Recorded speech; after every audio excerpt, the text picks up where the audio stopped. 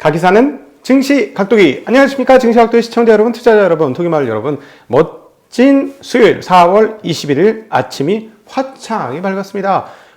아침 햇살이 너무너무 뜨겁고 이제 빠르게 아침이 시작이 되네요. 이 멋진 아침들 활기차고 즐겁게 생활하시길 빌겠습니다.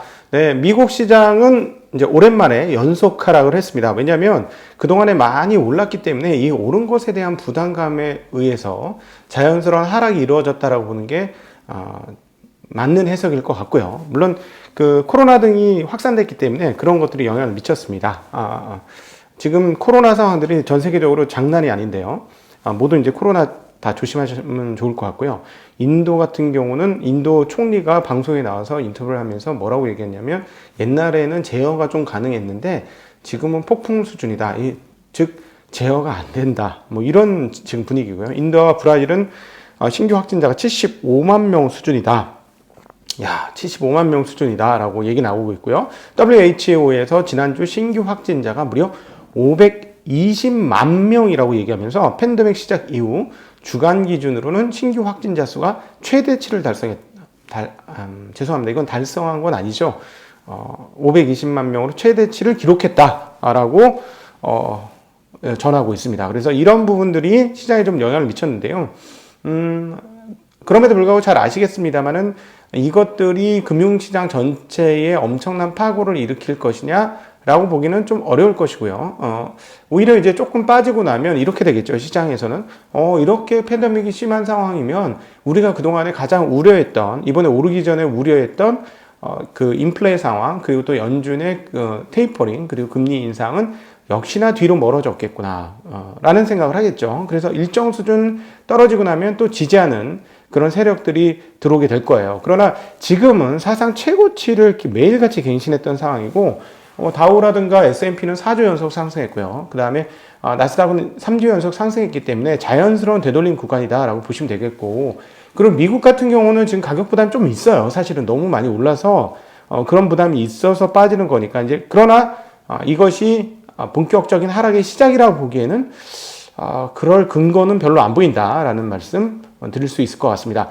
이런 그 팬데믹의 확산으로 인해서 여행 관련주들이 급락을 했습니다. 네, 항공주와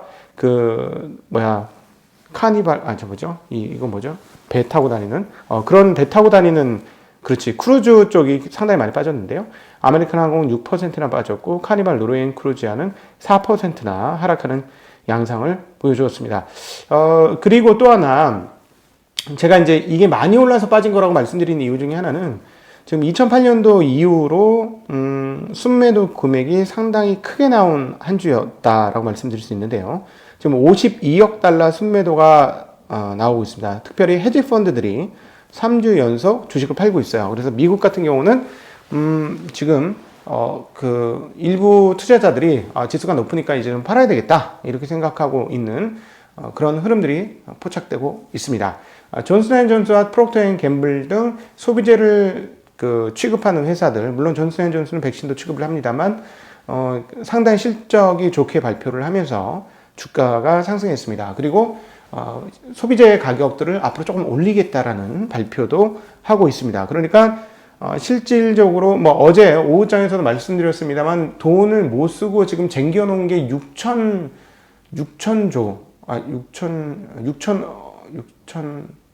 얼마였죠? 6천조 맞나요? 네, 하여튼 굉장히 많았잖아요. 그 돈을 못 쓰고 있는 상황이기 때문에 풀리면 돈 쓰겠다는 상황들이고, 그것들이 일부 소비재는 반영이 되고 있다라는 것이고, 이런 소비재가 올라간다는 건 뭐다? 네, 중간재의 수요는 상당히 괜찮다라는 것을 의미하는 것입니다. 한국은 뭐를 파는 회사들이 많다? 중간재를 파는 회사들이 많습니다. 그렇기 때문에 미국이 하락했다고 한국이 꼭 하락해야 되는 건 아니고요. 물론 이제 이틀 연속 하락했고 숨고르기가 들어갔으니 한국에도 부정적인 영향은 분명히 있겠습니다만, 미국이 빠졌다고 해서 한국이 반드시 빠져야 되는 상황은 아니라는 점도 말씀드릴 수 있을 것 같습니다. 이렇게 주가가 하락하자, 오늘은 이렇게 보시는 게 맞아요. 주가가 연속으로 이틀 연속 이렇게 하락을 하자 어떤 일이 벌어졌을까요? 다른 쪽 시장, 다른 금융시장은, 네, 채권 시장은 금리가 떨어지고 가격이 올랐습니다. 채권 시장은. 왜냐하면 이제 아무래도 이제 주식 시장 너무 많이 올라서 힘들겠어 이러면 아무래도 안전자산 쪽으로 움직일 수 있는 상황이 벌어진 것이죠. 그래서 채권 가격은 이 정도면 꽤 올랐어요. 10년물이 1.56%까지 그 금리가 떨어지면서 가격이 상승을 했고요. 자, 이것은 무엇을 의미하느냐? 이렇게 보시면 되겠습니다. 자, 우리가 1.77까지 가면서 이거 난리 났네, 난리 났어 막 이랬는데 실질적으로 까고 보니 연준 언니 오빠들도 뭐 별 생각이 없고 실제로 뭐 그렇게 마냥 인플레이션이 세게 나올 것 같지도 않고 하니까 채권 시장이 이제 정신을 차린 것이죠. 야, 이거 했어야 되는데, 매수했어야 되는데 하면서 이제 뒤늦게 매수세가 들어오면서 금리가 떨어지고 채권 가격이 추가로 상승을 했다. 그러나 이렇게 봅니다. 채권 시장이 지금 1.6이 상당히 오래 지켜지다 깨졌는데요. 조금 더 밑으로 내려갈 수 있죠. 예를 들어서 1.4%대까지 뭐 이렇게 내려가는 거는 가능할 것으로 보여지는데 이쪽에서 막 연속 랠리가 나와서 옛날처럼 뭐 1.1, 1.2 뭐 이렇게 가는 것은 굉장히 어려울 것 같고요. 그래서 채권 시장의 랠리가 막 이루어질 것이다라고 보는 건 아닌 것 같아요. 그건 아닌 것 같다라는 말씀 드리고 싶고 어느 정도가 되면 또 채권 가격도 다시 떨어지고 뭐 이런 어떤 밴드권에서 왔다리 갔다리 하는 흐름들이 지속되지 않겠느냐 이렇게 보여집니다. 자, 유로존 뉴스 하나 있습니다. 독일이 지난 3월 생산자 물가 지수가 PPI가 전월 대비 0.9% 예상보다 높게 나왔다고 발표를 했습니다. 그러니까 유럽이 조금 회복을 하고 있고요. 이런 것들과 더불어서 그 유로화가 달러화에 대해서 어떻게 됐을 것이다? 네, 올랐습니다. 소폭이지만 약간 올랐고 달러는 소폭 약세를 나타냈고 아시아권 통화도 달러 대비 소폭 강세를 나타내었습니다. 한국 증시의 외국인들의 시각이 어떻게 될까? 이 부분이 계속 관심이 가는데 얘네들이 똑똑한 투자 잘하면 미국 시장이 가격 부담이 있으니까 저 같으면 한국 시장으로 옮겨 탑니다. 상당 부분. 물론 이제 이미 많은 지분을 있기 때문에 얼마나 더 타야 되느냐라는 생각을 할 수는 있는데 얘네가 진짜 제대로 된 투자자라면 한국 시장으로 옮겨 타요. 옮겨 타는 게 맞아. 한번 보시자고요. 그렇게 탈지 안 탈지. 왜냐하면 여기는 밸류에이션 부담이 있거든. 미국은 좋긴 좋아. 좋긴 좋은 줄 알겠는데 가격이 비싸잖아. 그러니까 최고의 악재는 뭐예요? 투자에 있어서 최고의 악재는 가격이 비싸다는 거고 최고의 호재는 뭡니까? 가격이 싸다는 거지. 이게 그 금융시장에서 최고의 호재와 악재인데 한국 시장은 계속 말씀드리지만 가격이 싸다는 거죠. 가격이 싸요. 그래서 저 같으면 한국에 올 것 같은데 한번 좀 지켜보도록 하겠습니다. 자, 그리고 유로존은 이렇게 독일이 가장 중요하죠. 독일의 생산자 물가가 올라오고 또 화이자로부터 1억 도스의 백신을 확보했다고 합니다. 그래서 화이자하고 다른 회사 또 있는데 이렇게 백신을 확보했기 때문에 유럽도 빠른 팬데믹 회복이 가능하지 않겠느냐라는 예상을 해보고 있습니다. 자, 산업 뉴스로는요. 그 오토네이션의 최고 경영자께서 이렇게 말씀하셨습니다. 글로벌 자동차 업계에 나타나고 있는 반도체 공급 부족은 연내 해소되기는 좀 어려울 것이다 라는 얘기를 했고요. 그런데 오늘 또 반도체 주식들은 다 빠졌어.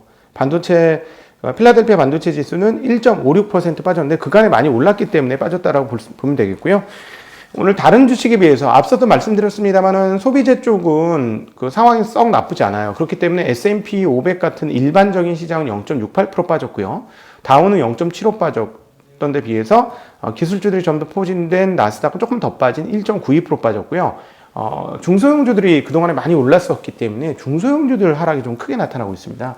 1.96% 러셀 2000 지수가 빠지는 양상을 보여주었습니다. 자, 그리고 반도체 지수는 전반적으로 빠졌고, 그 다음에 기술주들도 조금씩 빠지면서 애플이 1.28, 아마존 1.11, 마이크로소프트 0.19, 알파벳 0.47% 빠졌고, 페이스북만이 0.14% 올랐습니다. 그리고 반도체 주식들은 상당히 많이 빠졌는데요. 인텔은 1.46, 퀄컴은 1.37, 마이크론 테크놀 1.05, 어플라이드 머티리얼스 1.76, AMD는 무려 2.27, 엔비디아 1.24% 빠졌습니다. 전일 사망사고로 인해서 큰 폭으로 하락했던 테슬라는 0.61% 올랐습니다. 그 내용 보니까 진짜 황당하더라고요. 운전석에 운전자가 없었다면서요. 야, 진짜 황당하. 그렇게 하시면 안 됩니다. 운전 그렇게 하면 안 되지. 자, 그리고 그동안에 많이 올랐던 은행주들이 상당히 많이 빠졌습니다. 웰스파고의 경우는 무려 3%대의 하락을 기록했고요. 기업 뉴스로 텐센트가 1분기 투자 초점을 게임에 맞추고 있다는 뉴스도 나오고 있습니다. 텐센트가 1분기에 모두 103개 부분에 600억 위안 이상을 게임 쪽으로 투자했다라는 뉴스도 들리고 있습니다. 네, 오늘은 뭐 간단하게 뭐 별게 없는 상황이기 때문에 이런 정도로 마감을 하고요. 제가 계속 이제 힌트를 주지 말아라 하시는 분도 있는데, 지금 어제도 제가 이현투자자문 대표님하고도 잠깐 그 통화를 했어요. 이제 그분도 이제 모셔서 이제 5월 달에 같이 토크를 할 텐데, 지금 그분 저하고 똑같은 얘기를 했어요. 가치주들이 좋은 게 아니고요. 지금 가치주들이 좋은 게 아니고, 지금 한국 시장은 뭐가 좋냐면, 싼 주식들이 좋아. 싼 주식들이 너무 좋은 거야. 야, 이거 너무 싸다 하는 놈들이 올라가고 있어요. 그러니까, 자, 보세요. 댐에 물이 많이 올라왔잖아요. 즉, 유동성이 엄청나게 올라오고 있으니까, 옛날에는 이렇게 그 물이 도달하는 데도 있고, 안 도달하는 데도 있었는데, 이제는 수위가 올라오니까 다 도달되고 있는 이런 상황이 한국 상황이다라고 말씀드릴 수 있겠고, 싼 주식들이 엄청나게 지금 주가가 올라가고 있습니다. 네. 심지어 수익이 빵빵 터진데도 액면가 이하도 있다고 말씀드렸었죠. 그것도 어제 오르더라고요. 네, 이제 곧 액면가 도달할 것 같은 상황인데, 네, 어쨌든 이렇게 싼 주식들을 찾으셔야 됩니다. 인기 있는 주식을 하시면 안 되고요. 지금은 싼 주식들을 사서 담아 놓으면 느긋하고 편안하게 수익을 낼 수 있는 너무나 쉬운 장이에요. 사실은 싼 주식만 잘 골라 잡으면 그냥 가는 시장이다라는 게 지금 시장이고요. 올해 들어와서 시장은 대형주들의 상승에 의해서 굉장히 많이 지수가 상승했습니다. 사실 아웃퍼폼하기 쉽지 않은데요. 무려 지수가 14%나 상승한 거 여러분 알고 계십니까? 지수가 엄청나게 많이 상승했고요. 네, 지금 그런 장이라는 거 꼭 기억해 주셨으면 좋겠습니다. 그리고 왜 삼성전자 안 가냐고 자꾸 말씀하시는데, 또 이 까칠한 본성 나오는데, 제가 이제 주변 애들한테 얘기하는 이 톤이 이거예요. 까칠하게 다시 말씀드립니다. 11월 달에 말이야. 11월 달부터 1월 달까지 50% 올랐어, 주가가. 삼성전자가. 야, 너희들 생각해봐. 애플이 50% 오르면 너 그 주식 살래? 라고 저는 얘기하죠. 네. 2달 만에 50% 올랐으니까 숨고르기 기간이 필요해요. 회사가 나쁜 거 아니고 산업이 나쁜 거 아니고 왜 안 올라 자꾸 그러는데, 아니 2달 만에 세계의 빅테크 기업 중에 하나가 50% 주가가 올랐으면 말이죠. 당연히 숨고르기 기간이 필요한 겁니다. 지금은 숨고르기 기간이고요. 저는 어떻게 생각하느냐? 2분기 실적이 나올 때쯤에 다시 주가가 탄력을 받을 거라고 생각을 합니다. 워낙 지금 분위기가 앞서도 반도체 얘기 잠깐 드렸습니다만 반도체 상황들이 좋기 때문에 실적 굉장히 좋을 거예요. 근데 1분기는 IM으로 좋았죠. 이 IM 좋은 그 2분기가 사실은 약간 비수기인데 2분기까지 어느 정도 끌고 간다면은 반도체가 붙어가지고 실적이 상당히 좋을 겁니다. 영업이 굉장히 높게 1분기보다 더 좋게 나올 가능성이 있기 때문에, 그렇다면 이제 2분기 실적이 나올 즈음부터 시장이 그런 대형주들은 다시 반응을 하지 않겠는가. 지금은 어쩔 수 없는 숨고르기 기간이다라는 말씀 드리고 싶습니다. 자, 오늘도 행복하고 즐거운 하루 되시고요. 네, 이따 오후에 또 행복한 모습으로 여러분 찾아뵙도록 하겠습니다. 인사드리도록 하죠. 안녕.